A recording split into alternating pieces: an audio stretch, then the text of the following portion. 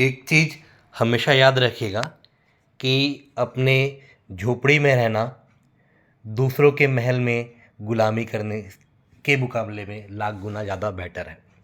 और ये तभी संभव है जब आप स्वयं का व्यवसाय करेंगे, खुद का जॉब करोगे, एक स्वरोजगार अपनाओगे, मतलब स्टार्टअप करोगे, खुद का व्यवसाय करोगे। इसलिए गवर्नमेंट क्या करती है, ज़्यादा से ज़्यादा गवर्नमेंट मतलब का हर एक देश का गवर्नमेंट यही प्रोत्साहित करती है कि ज़्यादा से ज़्यादा लोग व्यवसाय करें। व्यवसाय करने वाला व्यक्ति खुद तो व्यवसाय करता है, अपने साथ साथ अगर उसका व्यवसाय फलता है, फूलता है, तरक्की करता है तो अपने साथ साथ कई लोगों को भी रोज़गार देता है। और हमारे देश में ज़्यादा से ज़्यादा ऐसे लोगों की ज़रूरत है जो जॉब गिवर हो, मतलब जो जॉब देने वाले हो। अधिकांश लोग हमारे देश में कैसे हैं जो जॉब लेने वाले, हमको कैसा बनना है, जॉब देने वाले। तो उसके लिए हमको जो व्यवसाय है या यूँ कहो तो व्यावसायिक पर्यावरण का अध्ययन करना बहुत ही महत्वपूर्ण हो जाता है। देखिए, हमारा जो व्यापार होता है उसको प्रभावित करने वाले जो तत्व हैं उस तत्व के बारे में हमने पूरा चर्चा किया था। उसमें क्या क्या चीज़ें हैं, आंतरिक और बाहरी कारक, इसका विश्लेषण किया जाता है हर एक व्यवसाय को सुचारू रूप से चलाने के लिए। देखिए, इसमें मैं शॉर्ट फॉर्म में बताता हूँ कि आपका जो इंटरनल एनवायरनमेंट है, एक्सटर्नल एनवायरनमेंट है, खासकर जो आपका एक्सटर्नल एनवायरनमेंट है उसके अंतर्गत क्या क्या चीज़ें रहता है। आर्थिक, सामाजिक, राजनीतिक, तकनीकी एवं कानूनी पहलू। उदाहरण के लिए मान लो कोई भी कंपनी अपना व्यवसाय करती है और वो ये बोलता है कि मैं उस देश में का कानून नहीं मानूंगा, तो क्या व्यवसाय कर पाएगा क्या? बिल्कुल नहीं। वहाँ की आर्थिक स्थिति का विश्लेषण ना करके कंपनी ऐसा प्रोडक्ट का निर्माण करती है जो वहाँ पे फिट नहीं बैठता, वहाँ पे लोग खरीदना नहीं चाहते। उदाहरण के लिए कोई भी देश है, वहाँ पे लोग जो हैं वो उनका इनकम बहुत कम है, उनके जो प्रति व्यक्ति आय है बहुत कम है, और कंपनी उस जगह में ऐसे उत्पाद या वस्तु का निर्माण करती है जो बहुत ज़्यादा कॉस्टली है। तो वहाँ पे रहने वाले लोग तो पहले से गरीब है, तो वहाँ पे महंगे वस्तु वो कैसे खरीदेंगे? तो वहाँ पे कंपनी को समझना होगा कि उसको व्यवसाय करने से पहले उस क्षेत्र की, उस देश की आर्थिक, सामाजिक, राजनीतिक, तकनीकी एवं कानूनी पहलू को पहले उसको जानना होगा, उसको विश्लेषण करना होगा, तभी वो व्यवसाय सुचारू रूप से कर पाएगा। हाँ, देखिए, इसके अंतर्गत कुछ कुछ और भी चीज़ें आती है ना, जिसको हम रणनीतिक योजना और निर्णय लेना, इसको हम लोग इंग्लिश में बोलते हैं strategic planning and decision making. देखिए, किनको निर्णय लेना है? व्यवसाय का निर्णय लेना है। तो जैसे कि हम निर्णय लेने से पहले बहुत सारे पहलुओं पे ध्यान देते हैं, तो ध्यान देने से क्या होगा, हमको बहुत सारी जानकारी मिलेगी। उन जानकारी का हम विश्लेषण करके हम क्या करते हैं, निर्णय लेते हैं, तभी आपका निर्णय सफल होने की गुंजाइश ज़्यादा होती है। अब बाजार में जो रुझान है, मतलब मार्केट में जो ट्रेंड चल रहा है, जो आपका कंपटीशन है ना, जो टेक तकनीकी प्रगति है, जो विनिमय परिवर्तन है, और बाजार में होने वाले जो अवसर हैं, अवसर क्या हो सकता है? अवसर भी हो सकता है, खतरा भी हो सकता है। उदाहरण के लिए क्या है अवसर? कैसा क्या है, अभी क्या है, अभी देखोगे तो इलेक्ट्रिक व्हीकल का काफ़ी ज़्यादा डिमांड है ना। तो इसमें इलेक्ट्रिक व्हीकल सेगमेंट में कैसे व्यवसाय किया जा सकता है? अगर कोई ऐसी कंपनी आती है मार्केट में जो इलेक्ट्रिक व्हीकल कम प्राइस में आम जनता को बेचती है, और उस इलेक्ट्रिक व्हीकल का रेंज बहुत ज़्यादा रहता है, और उसको सिर्फ चार्जिंग करने में कुछ ही समय लगता है, कुछ ही मिनट लगे, तो उस इलेक्ट्रिक व्हीकल का, मतलब उस कार का जो इलेक्ट्रिसिटी से चलेगा, उसका डिमांड काफ़ी ज़्यादा बढ़ जाएगा। तो ये क्या है आपका अवसर। खतरा क्या हो सकता है? खतरा में उस वातावरण में बहुत सारे खतरे भी हो सकते हैं जो आपके व्यापार को नकारात्मक रूप में प्रभावित करती है। तो उन सभी चीज़ को विश्लेषण करना है, किनको? सुचारू रूप से व्यापार करने के लिए। और उसके बाद क्या करना है? डिसाइड करना है। किसमें डिसाइड करना है? व्यापार में डिसीजन लेना है कि उनको, कि व्यवसाय में किस टाइप का प्रोडक्ट सर्विस को लॉन्च करना है, किस प्राइस रेंज में लॉन्च करना है, उनका संभावित पोटेंशियल कस्टमर क्या रहेगा। ये सारी चीज़ें आपका स्ट्रेटेजिक प्लानिंग और डिसीजन मेकिंग में आता है। दूसरा पॉइंट है बाजार अवसरों का पहचान। देखिए, मैं इसको पहले पढ़ता हूँ फिर उसको एक्सप्लेन करता हूँ। व्यावसायिक पर्यावरण के अध्ययन से व्यवसाय का पूर्व अनुमान की शक्ति प्राप्त होती है। पूर्व अनुमान की शक्ति प्राप्त होती है। इसका मतलब ये नहीं आपको कोई जादू मिल गया, इसका मतलब ये है कि जो मार्केट में जो भी ट्रेंड चल रहा है, जो भी बाजार में जो भी चीज़ें हो रही है, उनको आप क्या करते हो, एनालिसिस करते हो, और उनको एनालिसिस करने के बाद पूरी आपको जानकारी मिल जाती है कि इस पर्टिकुलर समय में इस वस्तु का डिमांड होगा और इस पर्टिकुलर जो वस्तु है उसका डिमांड काफ़ी कम रहने वाला है। जिसका ज़्यादा डिमांड है आप उसको ज़्यादा प्रोडक्शन कीजिए, उसकी क्वालिटी को एनहेंस कीजिए, तो ज़्यादा से ज़्यादा आपका व्यवसाय बढ़ेगा, ज़्यादा से ज़्यादा प्रॉफिट होगा। देखिए आगे हम पढ़ते हैं, बाजार के रुझान, उपभोक्ता व्यवहार और प्रतियोगी रणनीतियों का विश्लेषण करके व्यापार खुद को अवसर से भरा हुआ विचार कर सकती है। और देखो यहाँ पे एक टर्म है उपभोक्ता व्यवहार। उपभोक्ता व्यवहार क्या होता है, जैसे हर एक व्यक्ति का व्यवहार होता है ना। तो जो कंपनी में कंपटीशन में खड़े होने के लिए, कंपटीशन में अपने आप को स्टैंड करने के लिए, अच्छा प्रोडक्ट को सही प्राइस में बेचने के लिए, आपको जो कंज्यूमर है उसका बिहेवियर को एनालिसिस करना काफ़ी ज़रूरी है। कुछ ऐसे प्रोडक्ट होंगे जो बच्चों के लिए होते हैं, कुछ ऐसे प्रोडक्ट हैं जो महिलाओं के लिए होते हैं, कुछ ऐसे प्रोडक्ट हैं जो पुरुषों के लिए होते हैं, और हर व्यक्ति अलग अलग समय में अपने अपने कंडीशन के अनुसार अलग अलग व्यवहार करता है। उदाहरण के लिए अगर आपके जेब में अभी मान लो 20,000 रुपये है, तो आप क्या करोगे, थोड़ी महंगी वस्तु परचेज करने का कोशिश करोगे। और आपके जेब में मान लो 200 रुपये है, तो आप क्या करोगे, सस्ता प्रोडक्ट लेने का कोशिश करोगे। यही है उपभोक्ता व्यवहार। तो इन सारी चीज़ों को स्टडी करने से बाजार में जो भी अपॉर्चुनिटीज़ है इन टर्म्स ऑफ बिजनेस, इसको एनालिसिस किया जाता है। एक और उदाहरण दिया है, उभरती प्रौद्योगिकी के अध्ययन से स्मार्ट घरेलू उपकरणों के लिए बाजार में एक अंतर का पता चल सकता है। ठीक है, जिससे नई कंपनी को कनेक्टेड घरेलू उत्पाद की एक नई श्रृंखला विकसित करने और लॉन्च करने के लिए बढ़ावा मिल सकता है। इसका कहने का मतलब ये है कि अगर जो टेक्नोलॉजी, जैसे कि सभी जानते हैं कि टेक्नोलॉजी एक समय के बाद हरदम अपडेट होती जाती है, हर बार नया होता जाता है। आज आपके पास जो मौजूदा जो टेक्नोलॉजी है, आज से 10 साल के बाद वो पुराना हो जाएगा। तो वही उस चीज़ का विश्लेषण करके नई नई टेक्नोलॉजी के साथ अगर नया नया हम प्रोडक्ट को मार्केट में लाएंगे, वो उसको बेचेंगे, तो हमारा व्यवसाय ज़्यादा अच्छा होगा। ठीक है, थर्ड पॉइंट है ना, प्रतिस्पर्धी परिदृश्य का मूल्यांकन, मतलब इसको क्या बोलते हैं, कॉम्पिटिटिव। आपका उद्योग के अंदर प्रतिस्पर्धा हो 100% होगा, और आपको क्या करना है, उसका मूल्यांकन करना है, उसको समझना है।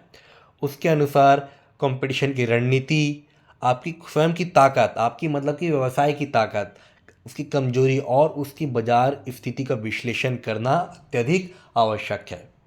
ठीक है, जैसे किसी कंपनी का ताकत है उसकी टेक्नोलॉजी, मतलब वो जो प्रोडक्ट बना रही है उसका जो प्रोडक्ट इतना टेक्नोलॉजी में इतना अच्छा है कि वो जो प्रोडक्ट है हर जगह बिकेगा, क्योंकि उसके जो कोर कंपिटेंसी क्या है उस कंपनी का, टेक्नोलॉजी। तो हर इस तरह से हर कंपनी अपनी ताकत और जो कमी है उसके एनालिसिस करती है। उससे क्या होगा, वो जो प्रोडक्ट लॉन्च करेगी, वो ऐसा प्रोडक्ट लॉन्च करेगी कि कंपटीशन में अपने प्रति जो अपने कंपटीशन में दूसरे कंपनियों के मुकाबले में उनका प्रोडक्ट ज़्यादा बेहतर होगा, और इससे क्या होगा, उनका व्यवसाय ज़्यादा अच्छे तरीके से चलेगा। एक और उदाहरण इसमें दिया है। उदाहरण के लिए एक कंपनी ने जो अपनी प्रतियोगी की मूल्य निर्धारण रणनीतियों का विश्लेषण कर रही है, ग्राहकों को आकर्षित करने के लिए अधिक प्रतिस्पर्धात्मक मूल्य देने या उत्पाद विभिन्नता के क्षेत्र पर ध्यान केंद्रित कर सकती है। ठीक है, नेक्स्ट चीज़ ये है, जोखिम मूल्यांकन और प्रबंध। देखिए, जोखिम मूल्यांकन और प्रबंध से मेरे को एक कोटेशन याद आ रहा है कि एक अच्छा व्यवसाय शुरू करने के लिए बड़ी सोच की आवश्यकता तो है, पर साथ साथ आप में इतना हिम्मत भी होना चाहिए कि आप उसको जोखिम को उठा सकें, क्योंकि जो व्यवसाय है वो अनसर्टेन है। इसका कोई गारंटी नहीं है कि जो व्यवसाय जो शुरू कर रहे हैं वो उसमें सक्सेस मिलेगा ही कि नहीं मिलेगा। तो इन सारी चीज़ों को क्या करना होगा, आपको जो जोखिम का मूल्यांकन करना होगा। ये कैसे होगा, वहाँ पे आसपास आर्थिक स्थिति, राजनीतिक स्थिरता, कानून, रूल्स रेगुलेशन और तकनीकी प्रगति के बारे में विश्लेषण करके उसके अनुसार आप क्या कर सकते हो, आप ये डिसाइड कर सकते हो कि आपको किस टाइप का प्रोडक्ट मार्केट में बेचना है, उसकी नंबर ऑफ़ क्वांटिटी कितनी होने वाली है। अगर आपको लग रहा है कि वहाँ पे मार्केट में ज़्यादा जोखिम है, तो आप कम मात्रा में क्या कर सकते हैं, वहाँ पे अपना प्रोडक्ट को लॉन्च कर सकते हैं। अगर आपको लगता है कि वहाँ पे अपॉर्चुनिटी बहुत ज़्यादा, तो आप ज़्यादा नंबर में अच्छी क्वालिटी का प्रोडक्ट इस मार्केट में आप रख सकते हैं। ठीक है, नेक्स्ट पॉइंट है विधि अनुपालन। विधि मीन्स रूल्स, रूल्स का अनुपालन। देखो मैं कुछ वाक्य पढ़ रहा हूँ, फिर उसको एक्सप्लेन करूँगा। व्यावसायिक पर्यावरण को कानूनी और नियमित ढांचा के साथ नियंत्रित किया जाता है। ठीक है, इसका मतलब यह है कोई भी कंपनी जिस जगह में अपना व्यवसाय कर रहा है, उसको उस क्षेत्र का, उस राज्य का, उस देश का कानून मानना ही होगा।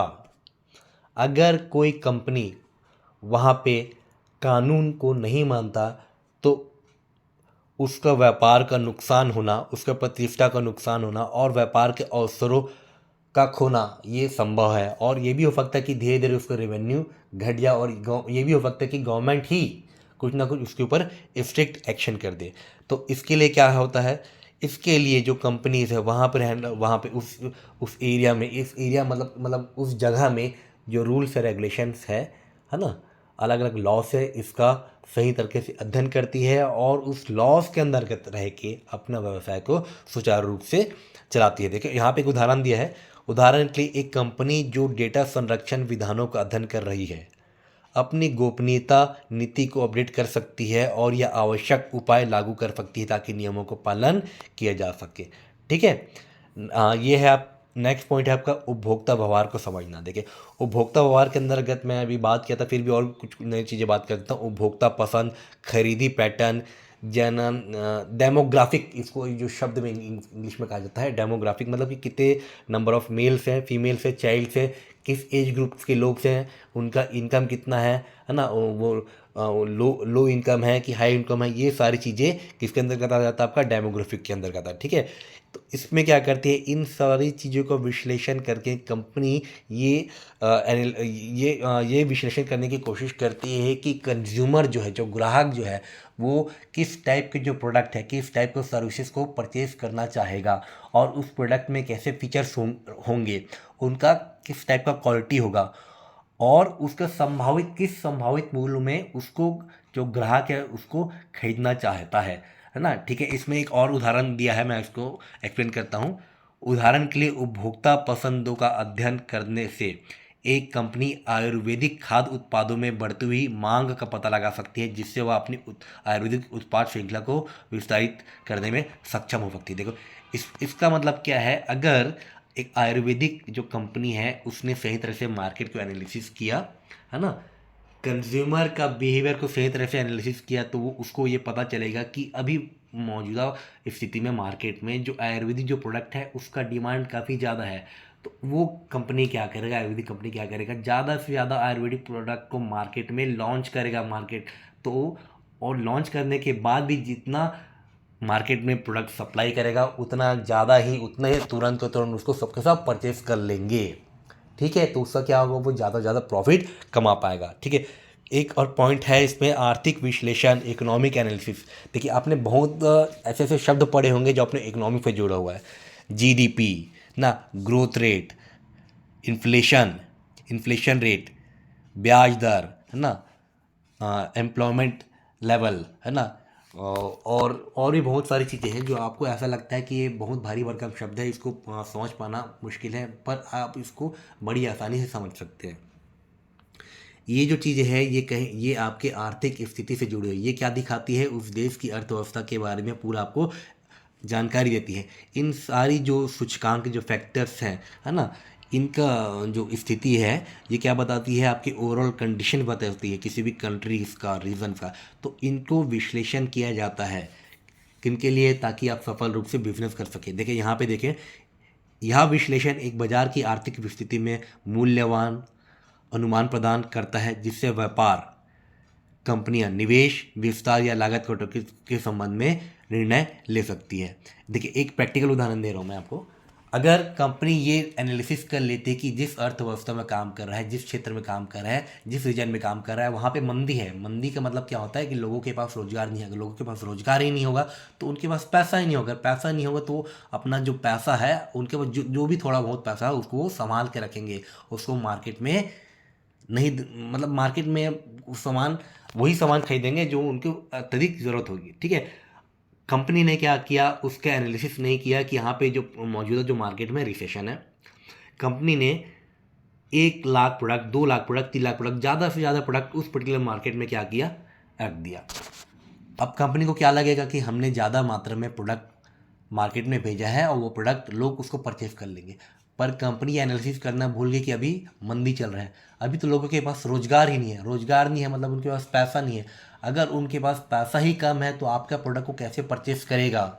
तो इससे कंपनी को बहुत ज़्यादा नुकसान हो जाएगा, क्योंकि लोग परचेज ही नहीं करेंगे तो आपका प्रॉफिट कैसे निकलेगा, आपका बिजनेस कैसे अच्छा होगा? मतलब आप कहीं ना कहीं बिजनेस में आपको अफेक्ट होगा, डायरेक्टली अफेक्ट होगा। इसलिए कंपनी को व्यवसाय को सुचारू रूप से करने के लिए जो भी आर्थिक विश्लेषण है इसको सही तरह से कैसे करना चाहिए। इसमें देखो लास्ट एक रह गया है नवाचार और सामंजस्य।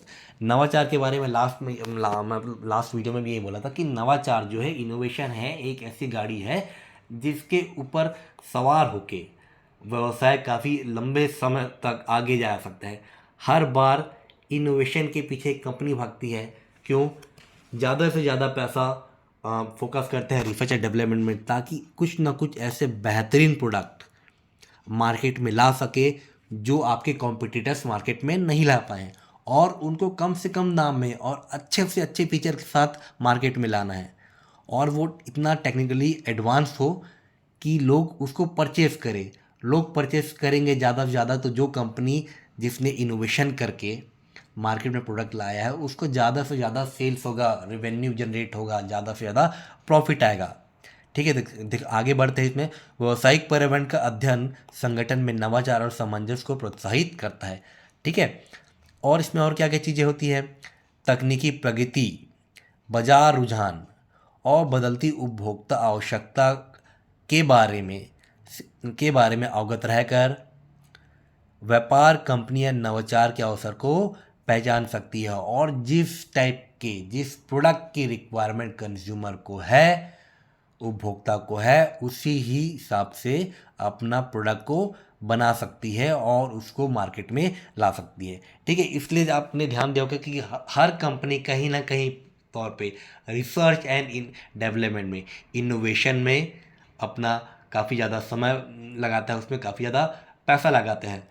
उनका यही एकमात्र उद्देश्य है कि वो कंपटीशन में ज़्यादा लंबे समय तक रह सके। ठीक है, तो इस वीडियो के माध्यम से मैंने जो इस वीडियो के माध्यम से मैंने व्यावसायिक पर्यावरण का जो संदर्भ है आपका व्यवसाय के क्षेत्र में, इसको मैंने बताने का प्रयत्न किया है। कभी कभी वीडियोस का साउंड क्वालिटी और जो वीडियो क्वालिटी है उतना अच्छा नहीं होता, क्योंकि मैं ये सारे वीडियोस मोबाइल के थ्रू ही बनाता हूँ, और मेरा एकमात्र लक्ष्य यही है कि जो विद्यार्थी क्लास अटेंड नहीं कर पाए हैं या जिनको कुछ चीज़ें समझ नहीं आई है, कॉन्सेप्ट समझ नहीं है, वो कम से कम इस वीडियो को देख के समझें, और उनके ज़्यादा से ज़्यादा मार्क्स आए, ज़्यादा से ज़्यादा चीज़ों के कॉन्सेप्ट के बारे में उनका क्लियर हो, और एक बेहतर समझ हो इस सब्जेक्ट के बारे में। ठीक है, तो मिलते हैं नेक्स्ट वीडियो में। Thank you.